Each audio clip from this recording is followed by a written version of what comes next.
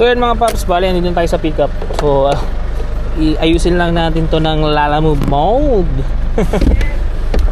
For sure lagi na tayong ganito. Pati yung gitna siguro dahil 600 kg na rin yung hawak natin. So yan mga paps, bali for sure daw mapupuno tong likod lang naman natin, pero yung gitna baka hindi na mga paps. So try natin tong sabayan. Pero bago natin mauwi mga paps, meron tayong nakuha sa Angkars.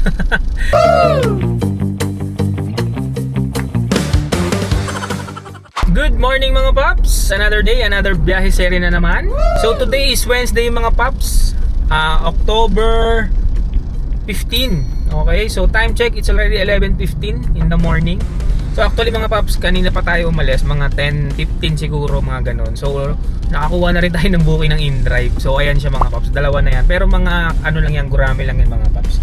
So ginawa ko siya habang nag-aantay tayo ng booking ni Lalamove mga paps. Dahil ito yung first day na willing akong magbumiyahe kahit siguro kung sipag-sipagin tayo mamayang hapon kahit abutin tayo ng gabi. Para lang masubukan natin tong ating bagong kategory mga paps. So from 300 kg 600 kg na tayo mga paps. So palakpakan natin ang isa't isa. So sana naman mga paps maging maganda yung ating buhay dito sa 600 kg na Innovang unit yung gamit natin. So far simula kanina mga paps, ito honest review lang. Sorry mga paps, ito pala muna yung booking natin. Ayan, so Patanza Cavite siya. So 900 plus pero 300 kg lang siya mga paps. So on the way na tayo sa pickup location at ang layo lang sa atin is 2.6 kilometers. Based sa pag-uusap namin ni sir, mga plastic lang daw to na ewan ko kung naka-box o ano, basta sabi brand new daw siya, no? So habang on the way tayo dun mga paps, share ko lang, no? Kasi simula kanina nag-aabang na talaga ako ng booking. So gusto ko lang i-share na napansin ko lang kanina kasi syempre alam niyo naman tayo, galing tayo sa 300 kg, which is yung 200 kg is nakikita pa natin or pupasok pa yung mga booking na yon. So this time, since 600 kg na tayo, ang pupasok na lang sa atin is 300 kg MPV, 300 kg na subcompact, at 600 kg na booking mga paps. So tatlo pa rin yan. So napansin ko kanina mga paps, to be honest kumbaga ang experience ko lang para ngayong araw, no? So hindi naman siguro natin mahuhusgahan si 600 kg ng isang araw pa lang. So simula kanina, napansin ko siguro mga 9:30, trinay ko lang mag-open pagkagising ko hanggang 10:15. So medyo marami rin pala talagang booking si 300 kg. Pero si 600 kg medyo iilan-ilan lang ang nakikita ko sa ngayong araw na to mga paps. Ulitin ko lang. Pero ito ang isa sa napansin ko mga paps. Pagdating naman sa fare, napakalaki nung 600 kg talaga mga paps. Ibig sabihin, pwede siyang ibiyahe kahit mag-isa. Kaso ang problema, hindi pa natin alam kung gaano rin kararami yung mga sinasampas sa 600 kg na booking. Kasi sayang nga lang kanina mga paps, hindi ko siya na-screenshot. From Diliman to Taguig, alam nyo kung magkano? Sabihin natin na naka-priority booking siya mga paps, is 1,200 mahigit yung fare niya. Yun yung 600 kg category mga paps. Imagine from Diliman to Taguig, 1,200 plus yung fare niya. Tapos ano pa yun mga paps walang extra sabihin walang extra charges. Ibig sabihin walang nilagay kung kailangan ng helper, kung kailangan ng documentation processing, ng abono, wala. As in regular booking siya. Regular booking siya pero naka-priority. Napakalaki ng fare niya. 1,200 mahigit. Promise. Kaya mas lalo ako na-excite na na 600 kg yung kunin natin. Kasi kanina pa talaga may lumalabas na 300 kg. Marami talaga. So para rin siyang 200 kg na booking. Pero mas in demand pa rin talaga si 200 kg. Ang ibig ko lang sabihin, marami pa rin siya. Kumbaga hindi siya yung saglit nawawala. Parang nag-i-stay pa siya na na may kumuha sa kanyang booking, o siguro dahil maaga pa nun. Pero hindi mga paps kasi mag-aalas 10 na rin that time. Marami nang bumabiyahe niyan. So hindi ko siya muna kinukuha kasi nga gusto ko 600 kg yung ma-experience ko. Kasi yung sa previous vlog natin puro 300 kg lang rin yun. So mas mas na-excite ako na ma-experience talaga si 600 kg. Kaso ang problem hindi binibigay sa atin. Meron pa nga dun isa from Diliman din to Binyan, nasa 1,000 mahigit na rin kagad yung 600 kg. So sana dumating yung araw na matimingan natin 600 kg mga paps para ma-experience man lang natin. So for now, so ulitin ko lang, ayan yung booking natin mga paps, 900 plus lang yan. Naka long distance siya, papuntang Tanza yan sa Cavite. So yun lang mga paps, share ko lang kasi natutuwa lang ako. Medyo masigla tayo ngayong araw dahil nakabiyahe tayo ulit. Ulitin ko lang it's already October 15 na mga paps. So 11:22 AM at on the way na tayo sa ating pick up location mga paps. Then update ko na lang kayo mamaya ulit mga paps once na na-pick up na natin yung ating booking. Let's go! So yan mga paps, bale nandito tayo sa pick up. So iayusin lang natin to ng Lalamove mode. For sure lagi na tayong ganito. Pati yung gitna siguro dahil 600 kg na rin yung hawak natin. Marami-rami na rin tayong ilalagay. Okay, so antayin lang natin sila. Kasya ba kung dito lang? Oo, kasya naman. Okay, sige. Thank you. Para kasi sasabayan ko siya. Lang natin para... Salamat boss ha.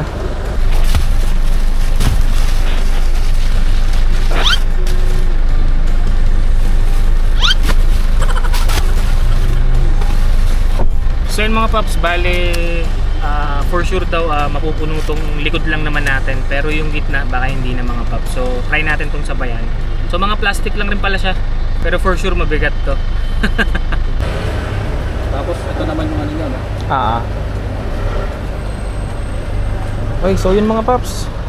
Ayan, halos puno lang pala siya. So try natin sabayan, pero malabo na sa 600 kg yung may sabay natin dito. Kasi masyado na siyang puno, mukhang di nakakayanin. Ang pwede na lang dito is yung 300 kg na subcompact, tsaka yung 300 kg na MPV, or syempre mga paps in drive. So time check mga paps, it's already 11:45. So na-pick up na rin natin yung booking na yan. So as you can see, mga plastic lang siya mga paps. So pwede pa talaga natin itong sabayan, mapa in drive or mapa 300 kg lang na Lalamove. Kasi kung 600 kg medyo nag-aalangan na ako mga paps. Pero kung wala talaga, diretso na natin to. Pwede na rin ako dito mga paps kasi nasa 38 kilometers lang naman yung layo niya sa atin. So all goods na rin. So meron tayong malinis dito na 700 plus. Tapos pinag-expressway din naman tayo. Pero kung masabay natin to, baka makuha natin ulit yung E-Trax mga paps. Yun lang mga paps. Bale, update ko na lang kayo kung makakuha tayo ng double booking at kung ano pang pwedeng mangyari sa biyahe natin. Let's go! So time check mga paps, is already 12:04. So nakakuha tayo pang sabay natin mga paps. So ayan siya. So in drive siya mga paps. Bale ang drop off niya, ang pick up niya is dyan lang sa may Puresa Station. Then ang drop off niya is sa may San Andres, Bukid, Manila lang mga paps. Ang rate niya is 160 pesos 4-seater. So all goods na rin yan, pandagdag natin para na rin naka-priority yan si Lalamove mga paps. Okay, so balikan ko lang kayo once na nababanan natin si ma'am. Let's go! So time check mga paps, it's already 12:42. So na-drop na rin natin si ma'am or yung booking na yan. So sakto sana mga paps na merong pa Tanza din na booking kilala mo. Pero meron na namang lumalabas na na tapusin ko na naman daw muna yung na unang booking. So hindi na naman tayo makapag double booking mga paps. So nagi-glitch na naman si Lalamove kasi minsan pwede, minsan hindi. So sana ma-resolve tong issue na to ni Lalamove, no? Kasi siya parang dating nagiging abala siya sa abala sa kita nating mga driver ni Lalamove. Paano kaya kung kung sobrang baba ng fare, no? Kasi na-expect mo makapag double booking ka sabay hindi pala. So medyo egol na mga paps. So since di tayo makakuha ng booking kay Lalamove mga paps, or try din natin maya ulit kung pwede na. Na-refresh ko na rin siya. Uninstall ulit pero wala pa rin talaga. Pero sige, let's try mamaya. At the same time, syempre maghanap tayo ng booking kay InDrive naman, no? Paunti-unti na tayong paunti-unti tayong umusad punta dun sa booking na to mga paps, nila mo papuntang Tanza, Manila. Okay, so sige mga paps, update ko na lang kayo kung ano pang pwedeng mangyari sa biyahe natin. Let's go!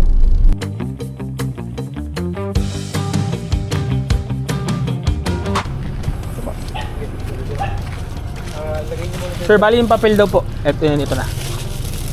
Yan. Sir. Yes, sir. Ay, salamat po. Ay, ano din naman yung free shipping. Babalik yung i-arrange yung biyahe. Sige po.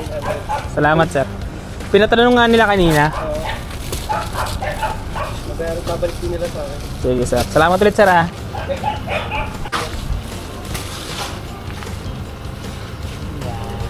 Okay, sir. Sige, sir. Maraming salamat po ulit. Po, ingat po. Diyan sir, pwede kang umano dyan. So time check mga paps, it's already 1:41 in the afternoon. So nababa na rin natin yung booking na yan. At sayang no, habang nagbababa kanina sila, may pumasok, Tanzan na siya kagad, parang 2 kilometers lang ilayo niya sa akin. Papunta na kagad sa anong Taguig. The same time 600 kg yun mga paps, yun yung pinakaantay natin. Kaso wala, hindi talaga binigay sa atin nila Lalamove. Pangalawa nga lang ako nag-swipe nun eh. Kaso ewan ko. Ba't hindi binigay sa atin? Sayang no? May experience na sana natin mga paps kung ano yung mga kinakarga sa sa 600 kg.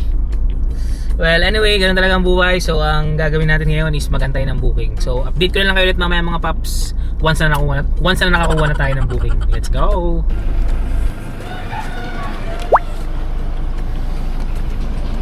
Meron pa ma'am? Sige po. May daan ba tayo dun ma'am? Wala. Bebelta lang na. Sige pa.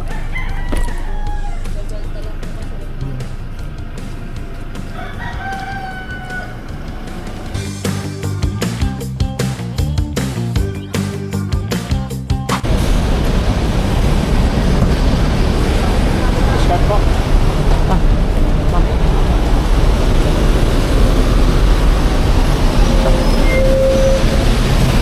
Ingat po, ingat. Time check mga paps, it's already 3:40 in the afternoon. So nababa na rin natin yung booking na yan. So andito tayo ngayon sa may PITX. Ngayon na lang ulit nakapagbaba dito. So paunti-unti na tayong uuwi mga paps ha, sa papuntang Diliman. For sure, masasalo na rin natin yung rush hour kaya medyo gagabihin tayo na ito mga paps. At willing naman talaga ako gabihin no. So medyo maulan ngayon. Hindi ko na masyado iniisip na makakapaglalamog pa tayo gawa ng maulan kasi to be honest ang hirap maglalamog kapag maulan, di ba mga pap? Lalo, alam niyo yan yung mga driver ng lalamog, ang hirap kapag maulan kasi lalabas ka tapos tutulong ka magbuhat maulan ng ka rin, so baka di na tayo kumuha lalamog na item. Baka kunin lang natin mga paps is yung tawag ito, lala ride or in ride na lang, okay? So update ko lang ulit mamaya mga paps kung ano pang pwedeng mangyari sa biyahe natin. Let's go! So time check mga paps, it's already 4:17 in the afternoon. So may na-pick up na tayong booking sa in-drive, so ayan siya. Pero bago natin mauwi mga paps, meron tayong nakuha sa Angkars. So nakasundot tayo sa Angkars mga paps mula PITX hanggang SM, malapit sa MOA sa may Shore Residence mga paps. So ayan siya. So dagdagkita na rin natin yung mga paps. So itong ating bago nakuha sa in-drive is from lang dito sa may Rojas Boulevard sa may Bangko Sentral papuntang Paco, Manila lang yan. So ang fare niya is 148 pesos, 4-seater lang rin siya mga paps. So paunti-unti na tayong pauwi mga paps. So sana maka maka 2K man lang or 2.5, okay na ako dyan mga paps. So sige mga paps, update ko na lang kayo ulit mamaya kung ano pang pwedeng mangyari sa biyahe natin. Let's go! Time check mga paps, it's already 4:56 in the afternoon. So nababa na natin yung booking na yan. So umuulan na po ng booking dahil rush hour na. So pagbaba natin yung mga paps, meron na kagad nakatukod sa atin. So ayan siya. So sa may Trinoma na yan sa Quezon City, which is malapit na sa amin yan, kaya kinuha na natin. Tapos medyo maganda-ganda na yung fare ni in-drive ngayon, kaya all goods na rin na mag-in-drive na lang tayo. Kasi gawa nga ng kanina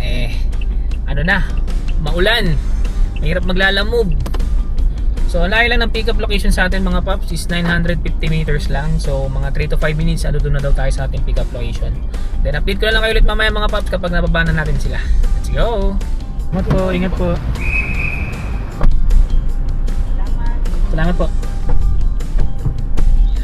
So time check mga paps, it's already 6:20 in the evening. So traffic talaga tayo, tantsang-tantsa ko na yan, sabi ko na nga Espanya pa lang, sa Quezon pa lang traffic na yan, tapos yung pa EDSA, naka-left turn ka sa EDSA galing kang Quezon, traffic din yan mga paps. Well anyway, mahalaga naihatid na natin sila. And I think na ito na yung ating last booking para ngayong araw. So all goods in the hoods naman. So on the way na rin tayo pa uwi, rolling na. So kung swertihin man tayo mga paps, kukunin na rin natin yung along the way lang talaga papuntang bahay. So andito tayo ngayon sa may Trinoma mga paps. So medyo malaki pa nga ating binigay nila. Ang alam ko kasi 500 plus lang parang 550 binigay. Hindi ko makita dahil ang hina ng signal dito sa may yung lobby ng Trinoma. So sige mga paps, bale diretso computation na tayo at abangan nyo yan mga paps. Let's go! So yan mga paps, touchdown na tayo. So time check lang, it's already 6:55 in the evening. So let's say alas 7 tayo natapos bumiyahe mga paps. At 10 AM tayo nag-start. So ang binahe natin ngayong araw is 9 hours mga paps, no? So medyo nanibago na naman tayo ng onte kasi tagal natin di nakabiyahin, masakit sa likod. Pero overall, all goods in the hoods naman mga paps dahil medyo okay naman yung kinita natin ngayong araw. Kahit hindi natin na-meet yung goal natin na makapaglalamog tayo ng 600 kg, sa ibang araw na lang natin siya gawin mga paps, or tomorrow kung kung hindi matutuloy yung gagawin ko bukas mga paps, no, pilitin natin makakuha ng 600 kg para makita din ng ibang subscriber natin na may unit ng Innova kung ano ba yung mga sinasakay dito. Sige mga paps, simulan na natin kung magkano yung kinita natin ngayong araw. So napakasimple lang naman ang computation natin mga paps, no. Bale pagsamasamahin lang natin yung kinita natin kay Lala Move, kay InDrive, tsaka yung sundot natin kay Angkars mga paps. At the same time isama natin yung tips. So since wala tayong e-trucks ngayon wala siya sa computation natin, no? So ang ating gross income para ngayong araw mga paps sa pagbiyahe natin ng 9 na oras ay 2,644 mga paps, di ba? All goods in the hood. So 400 plus na lang naka 3K na tayo sa loob lang ng 9 na oras mga paps. Medyo swerte lang tayo sa mga booking natin sa InDrive mga paps dahil yung ating first booking, kung maaalala nyo, isa lang naman booking natin na parcel or item kay Lala Move, yung Patansa. So nasabayan natin yan ng 3 InDrive. Kaya actually hindi pala nasabayan kasi bago natin makuha yan, meron na akong 2 InDrive na Gurami. Tapos nasabayan natin yung booking ng Lala Move na parcel. Isa lang ata or 2, basta isa lang ata. Hindi ako sure mga paps. So check nyo na lang mamaya yan. Okay, so isa-isay natin kung ano ba itong mga kinita natin mga paps. So yung 1,378 mga paps is yan yung kinita natin sa Lala Move. Awas na po yung komisyon niya dyan. And then yung 864 mga paps, yan naman po yung kinita natin sa InDrive. So ayan siya. So bilangin nyo na lang kung ilang booking yan mga paps. At syempre, ito, pampabuenas natin yung Angkars natin mga paps, yung 173 pesos. Bali nakasundot pa tayo niyan from PITX going to Shore Residence. Malapit yan dyan sa may MOA Complex mga paps. At syempre no, paldo rin tayo sa ating tip ngayon mga paps. Ang tip natin ngayon is 229 pesos mga paps. Kasi yung sa first booking ko nung sa InDrive, 70 pesos lang po yung kanyang yung kanyang pamasahe kasi napakalapit, pwede kang i-tricycle. Pero binigay sa akin is 150 kasi nakakwentuhan ko siya na taga rito lang ako dun sa pinag-pick upan ko sa kanya. At siya pa lang yung first booking ko ngayong araw. So sabi niya pampabuenas. So mukhang buenas nga naman tayo ngayong araw mga paps. So ayun mga paps, kumpitin naman natin ngayon yung ating neto or ating take home money mga paps. So napakasimple lang rin ulit gawin yan. I-less mo lang lahat ng expenses mo ngayong araw para malaman mo kung ano yung neto mo. So ang ating neto or take home money para ngayong araw mga paps is 1,614 pesos mga paps. Diba? So sa 9 na oras, sa tingin ko naman quality na yung kinita natin na yan mga paps. Hindi na madali kunin yan sa 9 na oras. So sige mga paps, explain lang natin kung paano natin nakuha tong neto. So yung 600 pesos dyan mga paps, ayan po yung ating naging diesel. So ang tansya ko nga lang dyan is 500 lang o 500 to 600 pesos, pero gawin na lang natin 600 pesos. So yung 85 pesos dyan mga paps, yan naman po yung ating iced coffee.